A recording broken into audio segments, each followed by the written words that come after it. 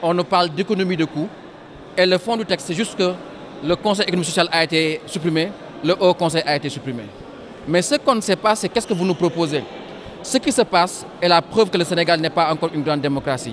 Une grande démocratie, c'est une démocratie qui assure la stabilité de ses institutions. Dans toutes les grandes démocraties, les institutions ont été stabilisées. Aujourd'hui, on nous montre encore que juste ce qui se passe, c'est qu'à chaque régime, ses institutions.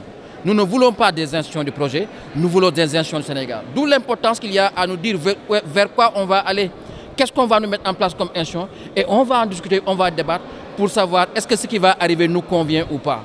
Tu ne peux pas nous prouver que ce que va nous ramener est meilleur que ce qu'on a enlevé. Oui, il y a des débats par rapport à nos institutions. Pour me dire que est-ce qu'on peut garder un conseil alors que les clôtures sont en grève depuis 2 ans? Mais non, on peut les garder. C'est une chambre des territoires qu'on peut améliorer. Le Conseil économique social, on peut l'améliorer dans son organisation, dans son fonctionnement, dans le choix de ses membres, plus de transparence, plus de démocratie. Mais aujourd'hui, venir nous dire de les supprimer parce que c'est une manœuvre politique assez diabolique, je pense que ce n'est pas la vie institutionnelle que nous voulons. Ça montre que le Sénégal n'est pas une grande démocratie, on est juste une démocratie électorale et c'est assez regrettable aujourd'hui. Donc vous n'êtes pas d'avis à ce que ces deux institutions soient supprimées? Mais aujourd'hui, par cohérence, nous, lorsqu'on était dans Yewwi, on avait 3 hauts conseillers à l'époque. Mais quand Yewwi nous a demandé de les sacrifier et de dire non au Conseil, on les a dit non. Donc aujourd'hui, le fait n'est pas d'être un débat de Benno ou de voter contre ou pas. La question, c'est aujourd'hui de se poser quel type d'institution nous voulons et quel type d'institution on va nous ramener. Donc on nous demande, nous, de nettoyer, de faire le boulot. Ok, vous n'avez pas d'avis sur ce qui va venir.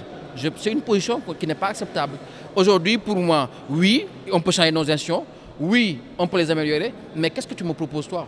Aujourd'hui, moi, sur ce débat-là, j'ai envie de m'abstenir parce que je me dis qu'aujourd'hui, tu veux enlever, on l'avait dit, faites-le. Mais qu'est-ce que tu proposes aux Sénégalais? Et je pense que c'est une posture qui est bien dommageable. On ne peut pas débattre alors que les gens oublient que nous avons un quinquennat. C'est très court et il faut qu'on aille vite sur certaines choses. Et si arrivait l'Assemblée soit dissolue?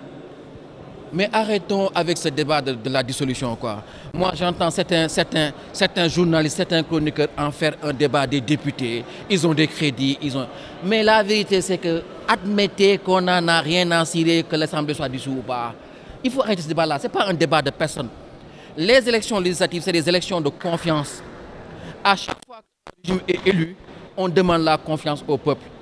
Mais c'est arrivé en France. Tu peux être élu président et ne pas avoir la confiance du peuple. Ce qui se passe aujourd'hui, c'est qu'on est passé du septennat au quinquennat. Les élections législatives étaient positionnées à mi-mandat. Ce n'est pas la bonne position pour les élections législatives. Il était évident que n'importe quel régime qui arrive va repositionner les élections législatives pour que ce soit des élections de confiance. Il y a un président qui est élu, mais il ne peut pas être en cohabitation avec un régime. Ce n'est pas ce que les Sénégalais ont choisi. Les Sénégalais n'ont pas choisi la cohabitation, ils ont choisi un nouveau régime. Il faut leur demander maintenant quel type de relation qu'ils veulent entre l'institution parlementaire et le président de la République. Donc il faut donner la parole au peuple. Donc des élections législatives s'imposent. Ce n'est pas une affaire de députés, de partis ou de coalition.